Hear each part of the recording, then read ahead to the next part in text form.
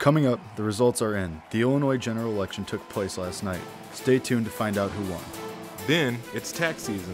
But don't worry, Erica Finke has all the details about what to expect out of your tax return. And Newsbreak's Paige Blanzy tells us about how a local Special Olympics team reacted to news of a potential defunding. Your UI7 Newsbreak starts right now.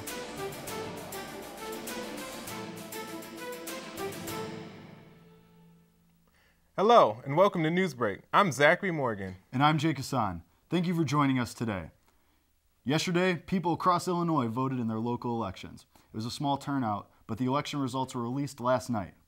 Champaign Mayor goes to Deborah Frank Finan with a landslide of 84% of votes against Azark David Cobbs. The incumbent city council members remain Thomas Bruno, William Kiles, and Matthew Gladney maintain their positions. Incumbent Park District Director Tim McMahon as well won an additional term. In Chicago, Lori Lightfoot took nearly 75% of the vote for the mayor against Toni Preckwinkle, making her the first black female and openly gay mayor of Chicago. This was an interesting election for Chicago because it's the first time two women were running against each other in a mayoral race. In the end, though, it was Lightfoot that the people of Chicago chose. Tax day is coming up in a few weeks, and for some, the sticker price appears to be higher than in years past. Newsbreak's Erica Finke spoke to one woman who relies on the outcome of her tax return. Basically goes to pay rent and groceries. Caitlin Schneeman is doing what most people are doing 2 weeks out of tax day, filing her income taxes. 257,473. The hope is that people will get money back for their tax return, but that doesn't seem to be the case this year. I have some people in my family who do every year. They're like, I need my tax return to pay a car payment or pay my rent. Yeah, it just makes me feel bad when I think about it, honestly. This year's tax returns could have come as a shock to some. However, Day Kang, employee at Martin Hood, has some tips for how to be as prepared as possible for next year's taxes. Make sure you understand what's going on with your paycheck. The higher your income, the more you'll be owed in taxes. I've got a doctor who, I believe last year was a $4,000 or $5,000 refund, and this year he owes $14,000. Kang says even a one-time consultation with an accountant can be helpful. They have the knowledge and the big picture view to be able to shed some insight and light into your situation and how you can better prepare yourself. How much was taken out for federal, state? Like others, Schneeman says the cost of an accountant may not be feasible for her. Obviously, a lot of people can't afford an accountant or don't think it's necessary. Schneeman is used to getting back less than $500 for working between 20 and 25 hours. This year, she got a pleasant surprise. I got like more than double this year than I usually do, which obviously was really nice. No matter what you got for your tax returns this year, the best thing you can do is start financial planning for next year. In Champaign, Erica Finke, Newsbreak. The Department of Education announced their budget request for 2020 that included a funding cut to multiple programs. Newsbreak's Paige Blanzy is here to tell us more about the lasting effects it had.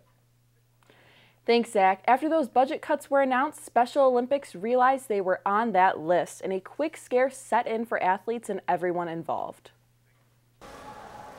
With goggles on and water splashing, Special Olympics Illinois swim team is still practicing after the Department of Education budget request was announced. Athlete John Carter said he had fear of only one thing. I thought they was going to lose the funding for Special Olympics. That fear did not only set in for Carter, while phone calls and emails came flooding into sports director Jackie Walk's phone as news broke that Special Olympics Unified Champions program would no longer be funded. I had parents reaching out to us. Of course, the media was reaching out to us. We even had athletes that were messaging us on Facebook. I had one athlete call me that was in tears thinking she was never going to be able to compete again. Days later, Trump announced the reversal of the plan, where Walk said she wasn't surprised at all. Some people fully understand what Special Olympics does and the effects it has on the athletes, and it's such a great program because it is really bringing our athletes at a school level together with their peers, and they're actually feeling like they're a part of their team sports as well as their school. Special Olympics is more than just practices and meets for Carter. It means everything. I do track and field, doing sports. Special Olympics means everything to me.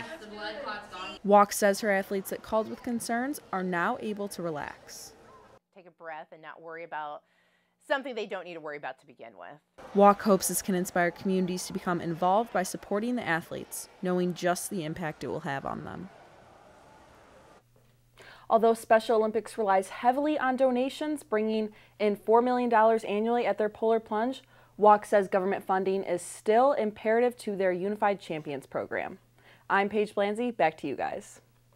Thanks, Paige. While Jussie Smollett's charges were dismissed earlier last week, the court files remain unreleased to the public, leaving the media still searching for answers on why the charges were suddenly dropped. Cook County Judge Stephen Watkins said Tuesday that it will be several weeks before he decides whether to make public the court file in the Jussie Smollett case. This delays the possibility for media organizations to read it for clues about why prosecutors announced the decision last week to dismiss the charges against the Empire actor without explanation. Police maintain Smollett staged the attack to promote his career, and Chicago officials have ordered him to pay more than $130,000 to cover the cost of the investigation. A local man has been making waves the past couple months as his corruption allegations have gone viral. Newsbreak's Riley Sharp tells us how one man is sharing his story in order to clear his name in a search for justice. I don't think they're going to lose image quality. This is Christopher Hansen, and on August 22nd, 2015, he was pulled over by 9 Champaign police officers and arrested for a crime that he did not commit. Pulled me over for robbery, and and I was absolutely confused. I had no idea. I kind of said it back with robbery, and the other officers, I think at that point the other officers knew they screwed up. Hansen did eventually get the robbery charges dropped, but not before enduring alleged abuse from the Champaign County justice system. And now he's dedicated to sharing his story in order to shed light on the alleged corruption he experienced firsthand. The chief of police has issued a statement that they are investigating Hansen's case, but refused to comment any further on the allegations. Until the investigation is concluded, Hansen has the support of his friends and family behind him. It's like she was going bingo. It's not something that you can just watch and let it go. And as someone close to him, it's even you just cannot stand by and do nothing when you see something like that happening. And not to anyone, and especially not to someone close to you. Hansen has been in contact with members of local government and has appeared before city council, as well as creating a presence on social media, all as a way to keep his story alive and moving towards resolution.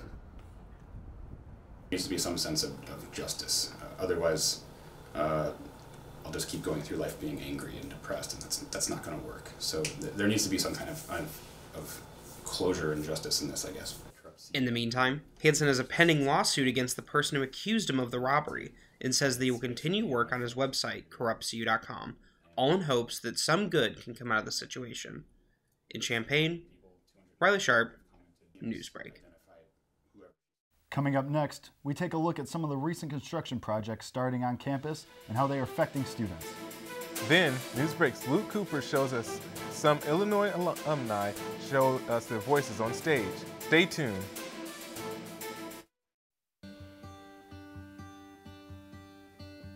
No matter what college I got accepted to, if I can't pay for it, it doesn't matter. Incoming students whose income threshold is below a certain amount to be able to attend Illinois without having to pay tuition or fees. Oh my gosh, there will be a whole lot more people who will be able to afford to go to school. With this program, students will be able to come and focus in the academics. That's what we want. Students that do well in school, that want to get a great education, should have an opportunity to go to college. For the rest of my life, no matter where I go, I will always have graduated from a university that cared about people who historically would not have the opportunities that most have. I have a fair bit of pride now looking at my institution, making that type of a commitment. So I can't wait to tell everyone I know and to tell those I don't know that there are some big changes in terms of the University of Illinois and it being accessible for a wide range of students. This will be a game changer for a number of families across this state that, yes, you can afford an Illinois education.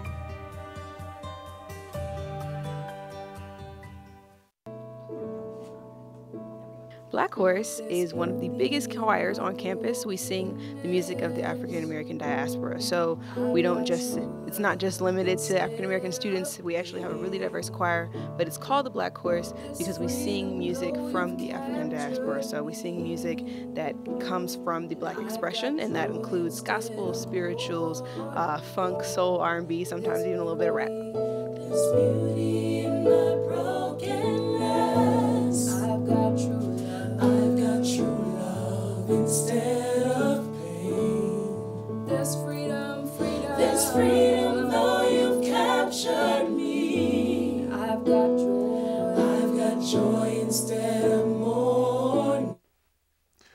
Welcome back. Well, it's just like the saying goes. There's only really 2 seasons, winter and construction season is fully underway on campus. Students received a not-so-warm welcome back from spring break when they discovered Wright Street covered in construction equipment and all parking spots on the street removed. The scaffolding stretches from Green Street to the corner of Wright and Armory. With construction having already begun on Armory, a large amount of campus streets and sidewalks are now closed off and require detours. With the change of scenery comes a change in walking routes that students take on their way to and from class. Because of this, campus police has been much more strict about issuing jaywalk tickets to students and faculty. Although March may have ended, March Madness is still going on. While your bracket is probably busted, last weekend the Final Four was decided and it's going to be a fun one. The game of the tournament might have happened this past Friday between Virginia and Purdue, featuring this crazy buzzer beater by Mamadi Diakite to send the game into overtime. After a costly turnover by Purdue star Carson Edwards, the Virginia Cavaliers pulled off the victory in the end by a score of 80-75. But perhaps the biggest news out of this weekend came in the Michigan State-Duke game in Washington, D.C. Although freshman Zion Williamson impressed again, the Spartans pulled off the upset thanks to Kenny Goins' late go-ahead three-pointer. The Cavaliers and Spartans will be joined by Auburn and Texas Tech at the Final Four, taking place this Friday in Minneapolis. The 2019 Spring Jam performer was revealed to students last week at the Illini Union. Rapper Lil Yachty will be the main performer for this spring's concert. Lil Yachty is a 21-year-old rapper most famous for his work on the song Broccoli, which was nominated for a Grammy in 2016. The Illini Union Board made the announcement in the Courtyard Cafe of the Union Thursday through a video. Those in attendance were able to lounge in the seating area for the announcement with food provided by the board and could also participate in the raffle while they waited. Spring Jam will be happening on April 28th on the main quad. The U of I men's a cappella group, The Other Guys, had their 50th anniversary performance last weekend. Newsbreak's Luke Cooper tells us how they invited some old friends to come out and help. Mike Ferguson graduated from the University of Illinois in the 80s, but the university isn't the only thing he's an alumni of. Last weekend, he and other past members of the men's a cappella group, The Other Guys, loosened up the vocal pipes to perform alongside current members for their 50th anniversary performance. Part of the job, once you become an alumni here, you just realize, well, that's, all right, what song we try to sing, and what is this? And you have to get out your reading glasses, because you got to actually look at the notes again. The musical tastes and personalities that make up The Other Guys have changed as members come and go from year to year. Current members and alumni say each decade's group has something that makes them unique, from a preference for emotion-driven songs to lyrical comedy. There's obviously some differences generationally. I know we value maybe some different things, or we dress a little differently, but there's kind of a common strand to being an other guy, you know? Even though so many of us here are so different and do so many different things, there's a certain other guy-dom to everything we're doing here. For alumni like Ferguson, the experience brings a lot of nostalgia, but interacting with current members is what he enjoys most. We feel terribly old when we get here. We actually don't at first, but then they make us realize how old we are, and so then it slowly just breaks us down a little bit, and so then we power forward, and we're able to make it just because we know that in the end, we've had our day in the sun, and it's fun to just watch these guys have fun. Past and current members say they plan to meet up again for a weekend reunion in 5 years.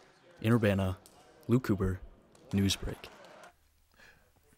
For more of our stories, please follow us on Facebook. Or see more of our stories on our YouTube page. That's all we have for this week's edition of UI7 Newsbreak. Please enjoy The Other Guys alumni singing us out of today's show with their very own song, Older Guys. Thanks for watching, and have a great day. Man, so